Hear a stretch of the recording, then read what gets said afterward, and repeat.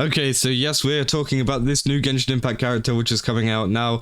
I feel like, a lot of people have been very angry and very upset about this character design, which again, I just don't completely get. I've made a couple videos on this before talking about, how some people are trying to fix the character, how some people are trying to make all of these weird edits of this character, when in actual fact, I feel like this character is fine, and I actually really enjoy the character design as someone who doesn't even play that much Genshin Impact anymore. Now, I've actually come across a new article talking about this character and talking about the kind of response to it. It's called Genshin Impact's New Cowgirl Isn't Just Gunabei. Now, this is made by Pocket Tactics and a author called Holly Alice. This was uploaded about 21 hours ago, and it says, love her or hate her, Genshin Impact's Varesa is a breath of fresh air for Hoyo's design roster, despite what the community may be saying. So yeah, there's been a kind of big response from the community recently, and it hasn't been very positive, and a lot of people have been blaming this on the Wuthering Waves community for absolutely no reason. I've made a full video talking about this, about some of the comments that people were saying, that people were actually saying that Wuthering Waves were the ones to actually start all of this hate and start all of this drama to do with this character, when in actual fact, I, pulled up so much proof of it actually being Hoyo players doing this, and it's nothing to do with Wuthering Waves or Kuro Games at all. Now, let's actually go in and read this because I'm very interested in what they have to say. They say Genshin Impact's Varesa recently got her official drip marketing, and the community is quite divided whenever it comes to a design. Genshin's design team is clearly trying new ideas. Some stick, like Kinnich's design, whereas others cause uproar in the fanbase.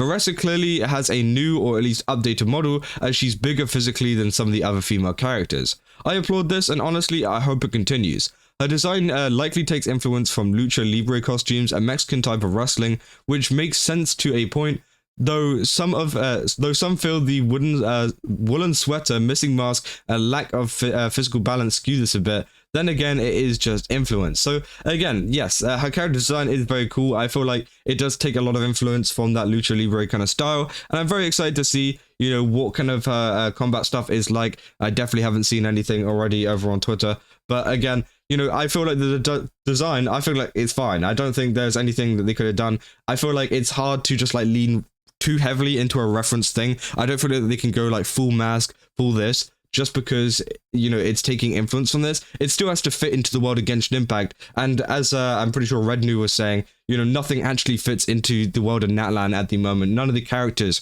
fit into the world of Natlan, so they all look very weird whenever they come out. But honestly, I do think this is a very, very good design. Now, they keep going, saying, if you happen to have seen any of the leaks of Varesa's moves, you may have noticed, despite being likened to a lucha libre, she's quite clumsy. This and her teeny tiny skirt is where the notion that fatphobic Gunabei and fan service comes in. The internet sees thighs, skirts, and a cute design and immediately assumes it's fan service. Sure, she's got her legs out, but there are some designs in every region with a lot of skin showing, which I do think is true. Now, I think it's a little bit of cope here. I feel like Genshin Impact has definitely gone down a little bit of the kind of fan service appealing side. I feel like, they've just done it. It's kind of obvious. There is like some kind of aspects to her design, which obviously does appeal to a lot of people. Now, have they gone full Gunabei or whatever you want to call it? No, obviously it's not Zelda Sun Zero. They haven't gone absolutely crazy with it, or even like Love and Deep Space, if some people are going to get mad at that one. But again, I don't think they've gone fully down into that design kind of route, but they have definitely kind of tapped into it a little bit more than some of the other characters in Genshin Impact, which I think is kind of unfair to say that no, it's not at all. It is a little bit, at least a little bit. So let's just keep going. Obviously, they say, one opinion echoed through the Reddit subs, TikTok, and X is that Natlan character designs elements don't fit with the fantasy, almost medieval setting of the other regions. Mondstadt, Liyue, and Inazuma's settings are based on historical periods from long ago. As well as Sumeru, though there's much more technology there thanks to the academia. Now, obviously, yeah, as I said, lots of people have been saying no character actually really fits into Natlan at the end of the day. Let's just be real. I feel like a lot of Natlan characters, they do look very out of place in the area, and I think that's fine. I don't think it's the end of the world, but, they could have maybe done a little bit more to kind of make it fit into the world itself.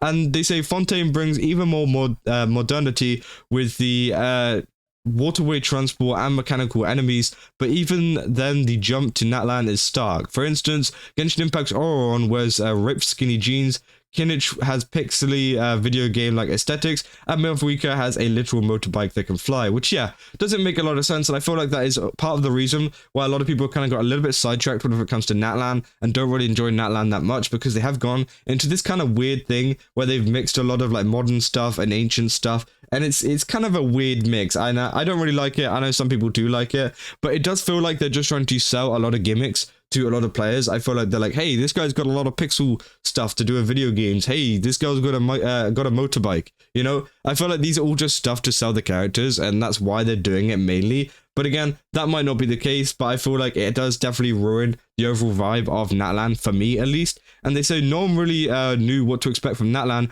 other than it being the Nation of War ruled by the Pyro Archon, which it just doesn't feel like, you know. We're a couple of versions in now. It just doesn't feel like that at all, and it's kind of disappointing to see, especially as someone who is very looking forward to Natlan being a Nation of War. They say the first few versions of the game didn't give any hints right up until the region's release, so who knows what we were getting up to.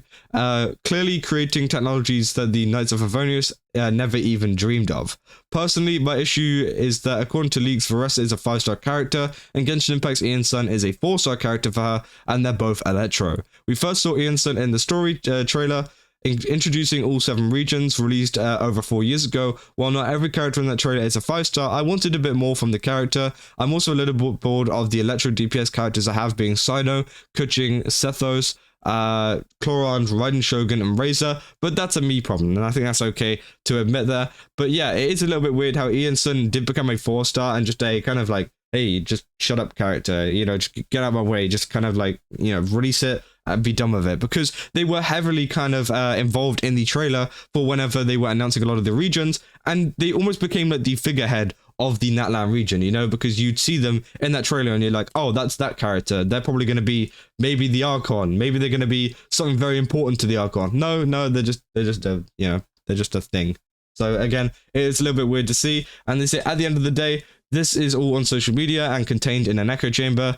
At the end of the day, pull who you want, avoid who you don't, and just have fun. To help you do that, we've got some Genshin Impact tier lists and stuff. So again, they kind of plug the rest of the website. But again, I think it's a very interesting article. Obviously, they talk about, you know, some of the stuff that's been going on with the Guna bait. I don't think that's the case with Genshin Impact. I feel like, you know, it's slightly, but it's not like super, like, I don't really know how to explain it. They don't go like fully into it, but they also do go into a little bit into it. They seem to be defending it quite a bit here. And obviously they didn't talk about any of the kind of race swapping stuff that's been going on in the community. Obviously a lot of people have been making edits of her, making her black, which was just like absolutely crazy. It's just like, bro, what are we doing here? Let's just stop this. Let's not have a repeat of every other character in Natlan. But it seems like a lot of the Genshin Impact players are doing this.